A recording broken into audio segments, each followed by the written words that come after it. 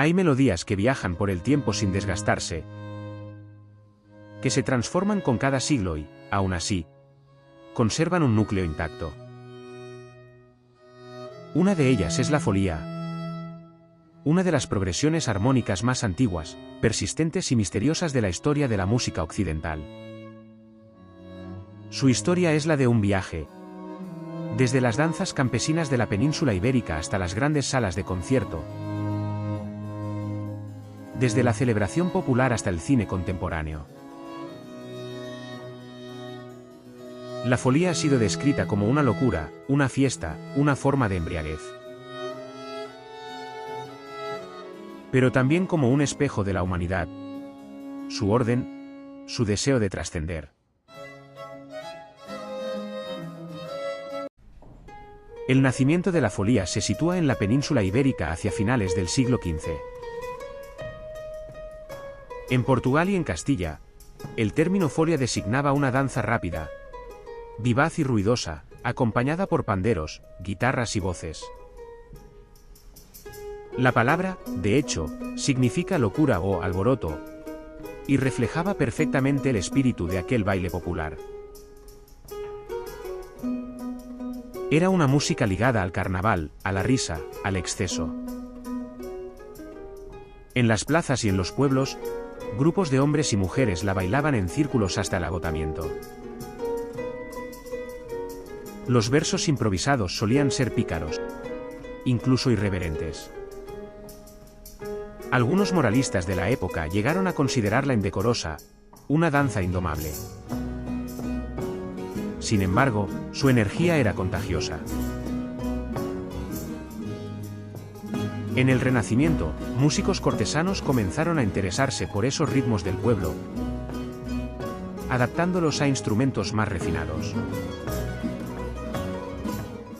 Poco a poco, la folía cambió de rostro. La danza desenfrenada se transformó en una forma musical más pausada, más grave y estructurada. Nacía así la llamada folía nueva, con una progresión armónica estable que serviría durante siglos de base para innumerables variaciones. Era una forma musical anónima, nacida del pueblo.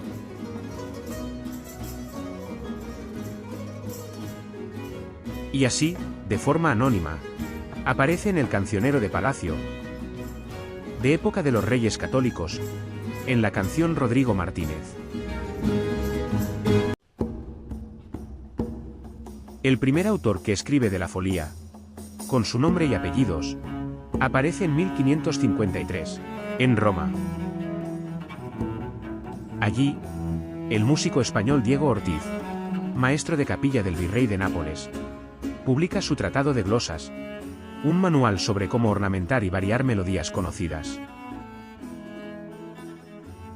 Entre sus ejemplos figura la folía, ya reconocible por su bajo repetido y su carácter hipnótico. Con Ortiz, la música popular penetra por primera vez en el lenguaje académico. La folía deja de ser solo danza.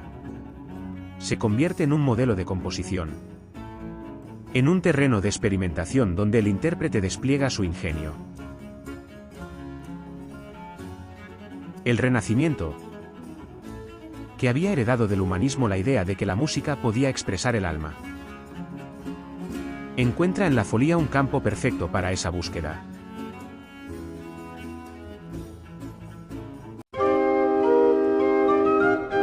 Pocos años después, otro español, Antonio de Cabezón, organista de la corte de Felipe II, lleva la folía a los instrumentos de tecla.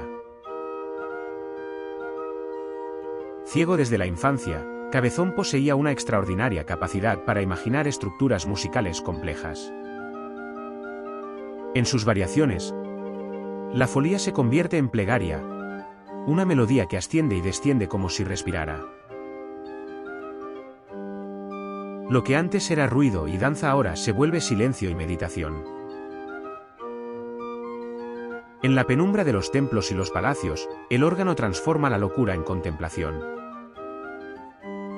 La folía cambia de cuerpo, pero conserva su espíritu. Es la sobriedad monumental de El Escorial hecha música.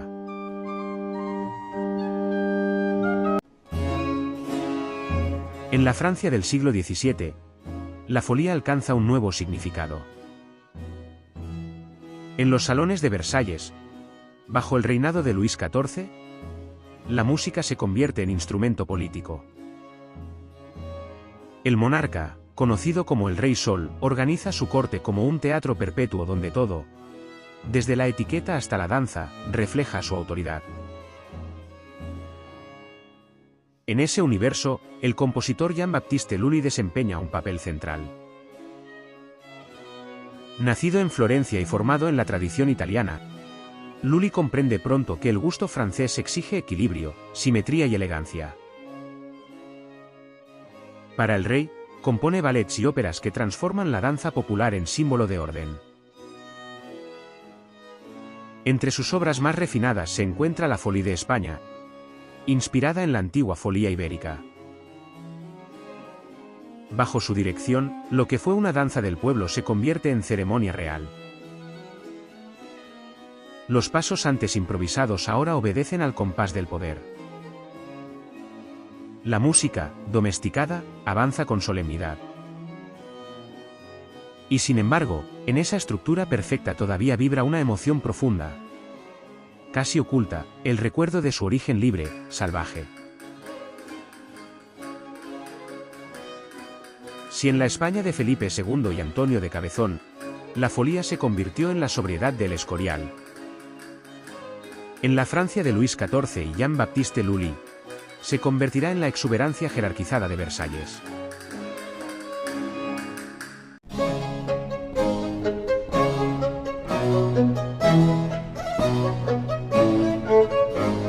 Si Lully encarna la folía del poder, Arcángelo Corelli representa la folía de la perfección. En la Roma del año 1700, Corelli publica su sonata Opus 5, número 12, una obra destinada a influir profundamente en la historia de la música. La folía de Corelli consta de 20 variaciones sobre un mismo bajo. La progresión armónica, simple, constante, hipnótica, se repite una y otra vez, mientras el violín dibuja melodías que se elevan, se transforman y regresan. Es una construcción matemática y, al mismo tiempo, profundamente emocional. Cada sección parece explorar un estado del alma: serenidad, melancolía, furia, redención. No hay palabras, pero la narrativa es evidente. La folía se convierte en un viaje interior, en metáfora de la existencia humana. Su estructura, circular y simétrica, refleja la idea barroca del orden universal. Pero su energía transmite el caos de la emoción. Corelli logra el equilibrio imposible, la locura convertida en belleza pura. Su obra se difundirá por toda Europa y definirá, durante más de un siglo, el modelo de las variaciones barrocas.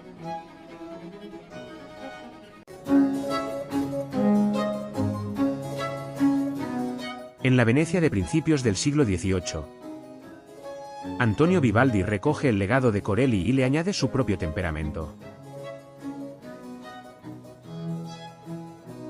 Sacerdote, virtuoso del violín y maestro de orquesta en el Ospedale della Pietà, Vivaldi convierte la música en espectáculo de movimiento. Su versión de la folía, incluida en la sonata Opus 1, número 12, transforma la meditación coreliana en energía pura. El ritmo se acelera, las frases se encadenan como torrentes, los violines parecen incendiar el aire.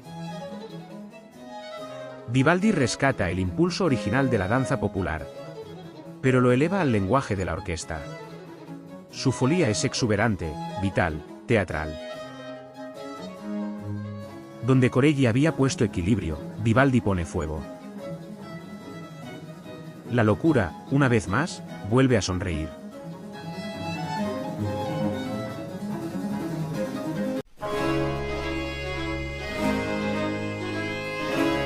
El discípulo más brillante de Corelli, Francesco Geminiani, lleva la folía más allá de Italia.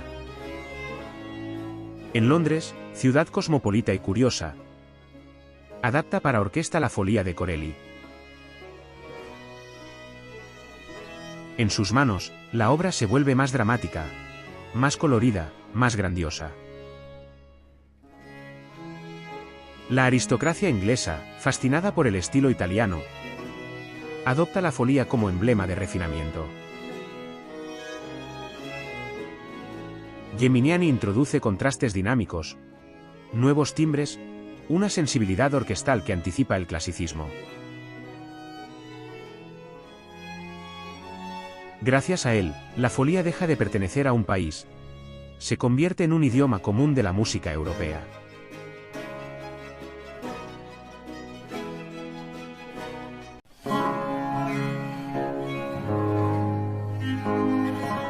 Mientras tanto, en París, Marin Maré, maestro de la viola da gamba y heredero del estilo de Lully, compone su Folie de España. A diferencia de la majestuosidad cortesana, su versión es íntima, delicada, introspectiva. La viola canta con voz humana. Cada variación parece un suspiro, una confesión. La folía se convierte en espejo del alma, el eco de una emoción que se desvanece lentamente. En Maré, la locura se transforma en melancolía, la pasión en elegancia.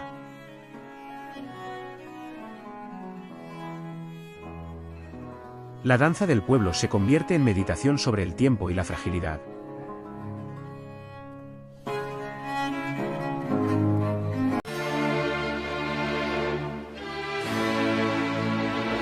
Cuando la folía ya había recorrido Italia, Francia e Inglaterra, encontró en Georg Friedrich Händel una nueva forma de expresión. Alemán de nacimiento, formado en la tradición musical italiana y finalmente consagrado en Inglaterra, Händel encarnaba como pocos la síntesis cultural de la Europa barroca. No recurrió a la folía de manera directa, pero sí incorporó su esqueleto armónico en una de sus páginas más célebres, la Sarabanda en re menor. La progresión que sostiene esta pieza, un bajo repetido, grave y solemne, procede claramente del modelo antiguo de la folía. Händel toma aquel patrón ibérico y lo transforma. Lo vuelve más lento, más austero, más contenido. Cada repetición avanza con la determinación de un paso firme, como si la música marchara siguiendo una disciplina interna inquebrantable. En esta metamorfosis, la folía se reviste de aire marcial. La sarabanda adquiere el tono sobrio y ceremonial de las guerras regladas del siglo XVIII. Aquellas batallas de estrategias geométricas, filas impecables y obediencia absoluta al ritmo del tambor.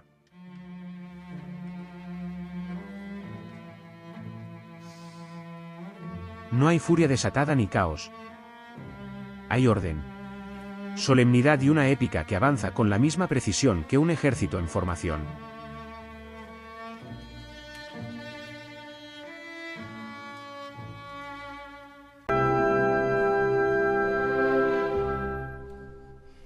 Cuando las formas clásicas sustituyen al barroco, también podemos seguir hablando de folía.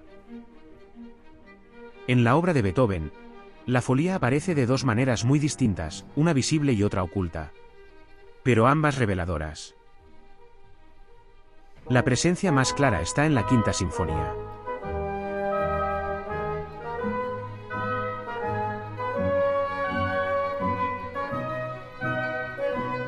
En el segundo movimiento, entre las variaciones amplias y nobles, Beethoven introduce una cita exacta del bajo de la folía.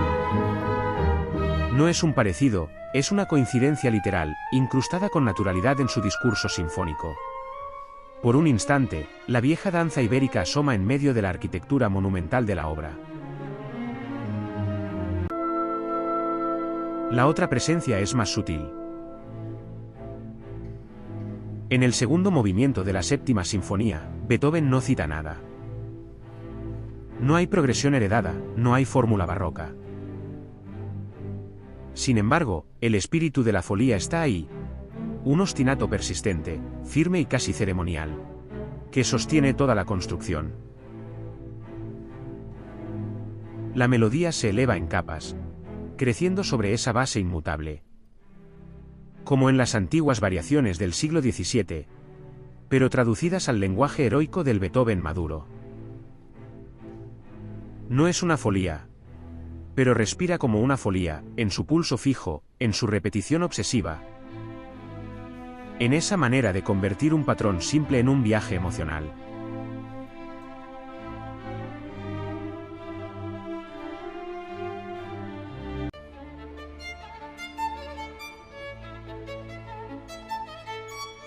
Si Beethoven incrustó la folía en pleno corazón del clasicismo, ya fuera citándola literalmente en la quinta o evocándola en la séptima,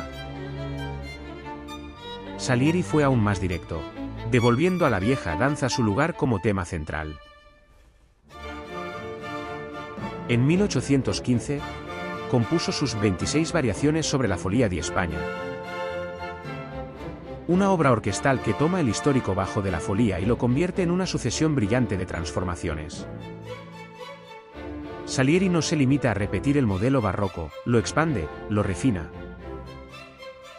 lo adapta al lenguaje clásico tardío, jugando con colores orquestales, contrastes dramáticos y pasajes de clara teatralidad.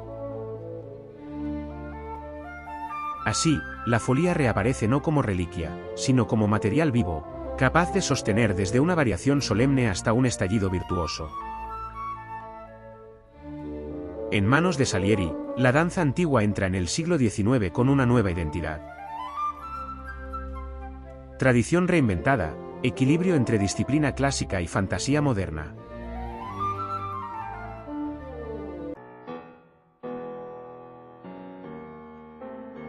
A mediados del siglo XIX, en 1863, Franz Liszt llevó la folía al terreno del virtuosismo romántico con su Rapsodia española.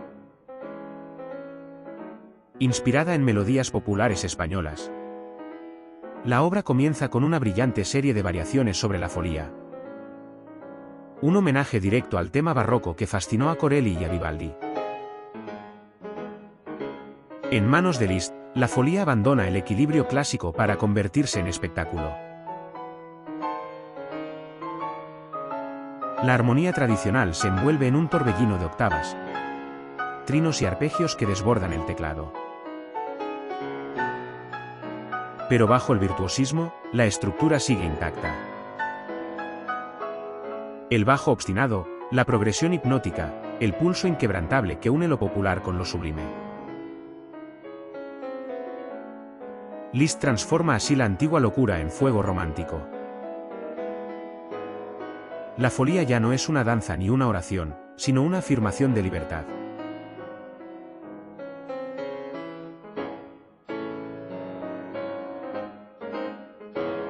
Un gesto de pura energía que enlaza la herencia barroca con la pasión del siglo XIX.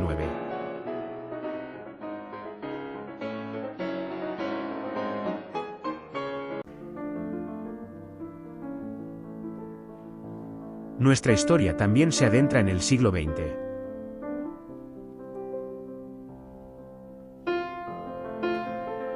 En 1931, Sergei Rachmaninoff retomó la antigua folía en sus variaciones sobre un tema de Corelli. 2 siglos después del barroco, el compositor ruso miró hacia aquel tema inmortal como quien busca un ancla en el pasado.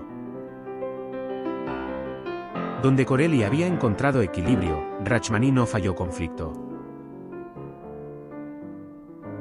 Las variaciones se despliegan como una tormenta interior. Serenidad, tensión, furia y resignación se suceden sobre la misma secuencia armónica que ha atravesado los siglos. Ya no celebra el orden ni la belleza, sino la persistencia del alma frente al tiempo.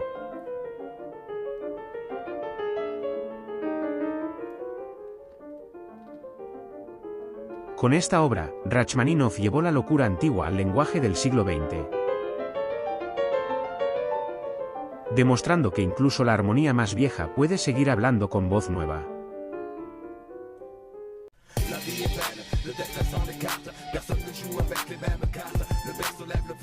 Cinco siglos después de su nacimiento, la Folia sigue viva.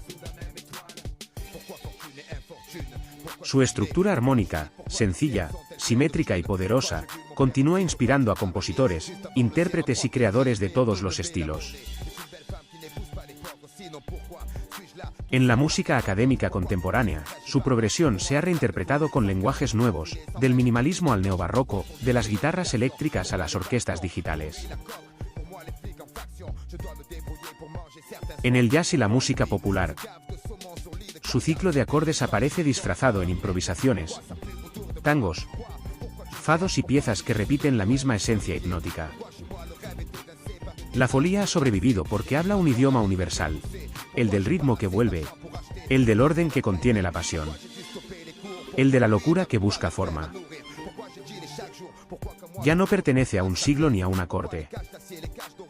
Es un arquetipo, una raíz profunda que une pasado y presente, recordando que toda música, por nueva que sea, nace siempre del mismo deseo antiguo, el de convertir el caos en belleza. La vie est belle, le destin s'en écarte, personne ne joue avec les mêmes cartes, le berceau lève le voile, multiples sont